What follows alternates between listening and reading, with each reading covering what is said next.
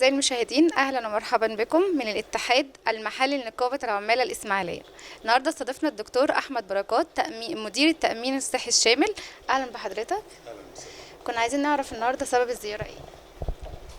وأنا متواجد في الاتحاد المحلي لنقابة عمال الإسماعيلية عشان نعمل ندوة توعوية عن منظومة التأمين الصحي الشامل بالتعاون مع الاتحاد المحلي لنقابة عمال الإسماعيلية.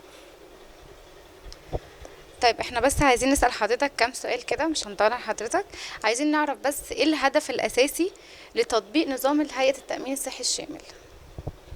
الهدف الأساسي لتطبيق منظومة التأمين الصحي الشامل إن احنا نوصل بإن احنا بقى في منظومة صحية تشمل كل أهل مصر وكل شعب مصر، تغطي كل الشعب بشفافية بعدالة، كل الناس بتتعالج بنفس الطريقة على نفس مستوى الجودة ولهم نفس الحقوق وعليهم نفس الواجبات.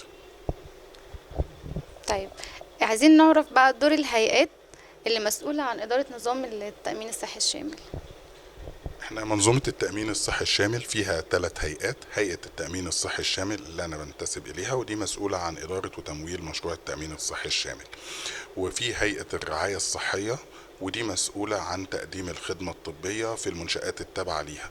ده طبعا بالإضافة إلى مقدمين الخدمة الآخرين المتعاقدين مع هيئة التأمين الصحي الشامل، سواء كان المقدمين دول من القطاع الخاص أو من قطاع حكومي غير هيئة الرعاية الصحية، بالإضافة طبعا لهيئة الاعتماد والرقابة الصحية اللي مسؤولة عن وضع معايير الجودة لتقديم الخدمة الصحية والرقابة عليها.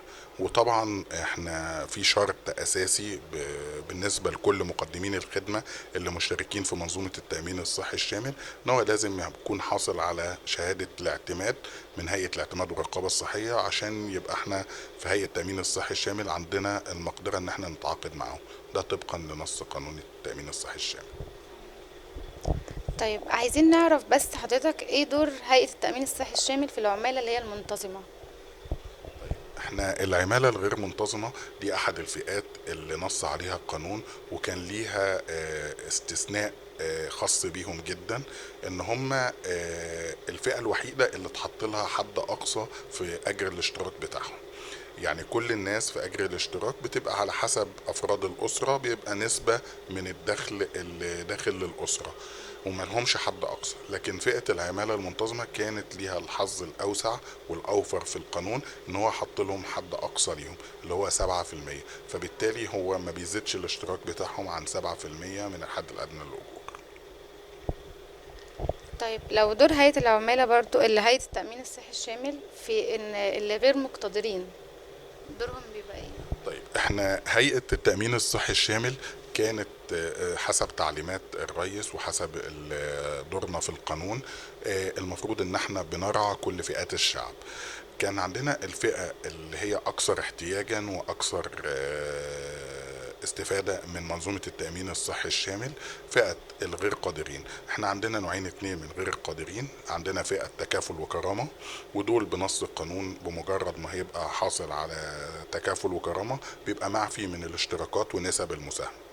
في فئة تانية اللي هي بتيجي بقرار من هيئة التأمين الصحي الشامل اللي هي فئة غير قادرين، ده بيتم التقديم ليها في الفرع التأمين الصحي الشامل في المحافظات. وعندنا هنا في محافظة الإسماعيلية في الفرع بيتم تقديم الطلب بتاعها، ويتم فحص الطلب بعد إدراج البحث الاجتماعي وبعض الأوراق التانية اللي بتبقى مطلوبة من الشخص. وبمجرد ما يتم إقرار القرار إن هو بقى من فئة غير قادرين بيتم إعفائه رب الأسرة بأسرته بالكامل من الاشتراكات ومن نسب المساهمة بالكامل. طيب احنا عايزين بس نعرفهم ايه هي الأوراق المطلوبة لتحديث البيانات؟ احنا الأوراق المطلوبة دايما في تحديث البيانات بيبقى الأوراق الثبوتية